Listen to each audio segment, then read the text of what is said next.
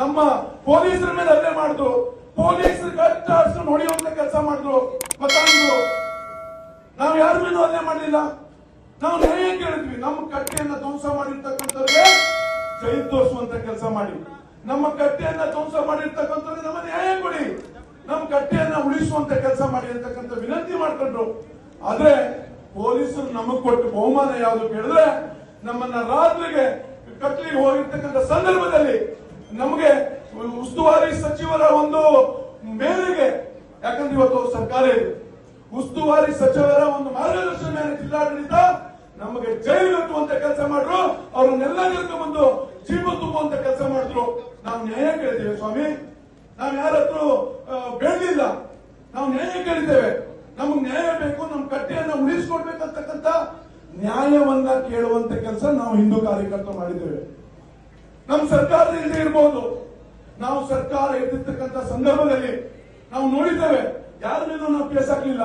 5 ವರ್ಷ ನಮ್ದು ಸರ್ಕಾರ ಇತ್ತು, ನಮ್ಮ ಶಾಸಕರಿದ್ರು. 800 ವರ್ಷ ಇತಿಹಾಸ ಇರ್ತಕ್ಕಂಥ ನಾಗಮನವನ್ನ ಒಂದೇ ಒಂದು ಹಿಂದೂ ಕಾರ್ಯಕರ್ತರ ಮೇಲೆ, ಒಂದೇ ಒಂದು ಹಿಂದೂ ಕಾರ್ಯಕರ್ತರ ಮೇಲೆ ಕೇಸ್ ಬರೆದ ರೀತಿಯಲ್ಲಿ ಅವರನ್ನ ಆಟಕ್ಕುಂಟು ಲೆಕ್ಕಕ್ಕಿಲ್ಲ ಮಾಡಿ ಕಟ್ಟುವಂತ ಕೆಲಸ ನಾವು ಮಾಡಿದ್ದೇವೆ. ನಾವು ಬಿಟ್ಟಿಲ್ಲ. ನಮ್ಮ ಶಕ್ತಿ ಪೀಠವಾಗಿರ್ತಕ್ಕಂಥ ನಿಚ್ಚಲಮಂತಿ ವೆಂಕಟರಮಣನ ದ್ವಾರ ಮಂಟಪ ಮಾಡ್ಲಿಕ್ಕೆ ಮುಂದಾದ್ರು ನಾವೆಲ್ಲರೂ ಸೇರಿ ಹಿಂದೂ ಕಾರ್ಯಕರ್ತರು. ಅರೆ ಅದಕ್ಕೆ ಬಂದು ನಿಲ್ಲಿಸುವಂತ ಕೆಲಸ ಮಾಡ್ರು, ಅದಕ್ಕೆ ನಮ್ಮ ಮೇಲೆ ಕೇಸ್ ಹಾಕುವಂತ ಕೆಲಸ ಮಾಡ್ರು. ಪಟ್ಟಣದಲ್ಲಿ ನಾವು 4 ಕಮನವನ್ನ ಮಾಡ್ತೀವಿ ಅಂತಕ್ಕಂಥ ಸಂದೇಶ ಕೊಟ್ಟರು. ಅರೇ ಸ್ವಾಮಿ, ನಾನು ಜಿಹಾದಿಗಳಿಗೆ ಹೇಳಿ ಬಯಸ್ತೇನೆ, ನಿಮಗೆ 1 ಕಮನ ಅಲ್ಲ, ನಿಮಗೆ ಯಾವ ಕಾರಣಕ್ಕೂ ನಾವು ನೆರಳಿನಿಂದ ಮಾಡಿ ನಾವೆಲ್ಲ ಕೆಲಸವನ್ನ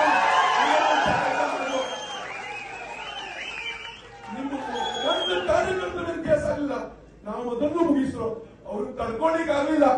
ಕುತೂಹಲಕಾರಿ ಮಾಹಿತಿಗಾಗಿ ಕೂಜಳ್ಳಿ ಟೈಮ್ಸ್ ಚಾನೆಲ್ಗೆ ಸಬ್ಸ್ಕ್ರೈಬ್ ಆಗಿ, ಪಕ್ಕದಲ್ಲಿರುವ ಬೆಲ್ ಐಕಾನ್ ಅನ್ನು ಪ್ರೆಸ್ ಮಾಡಿ.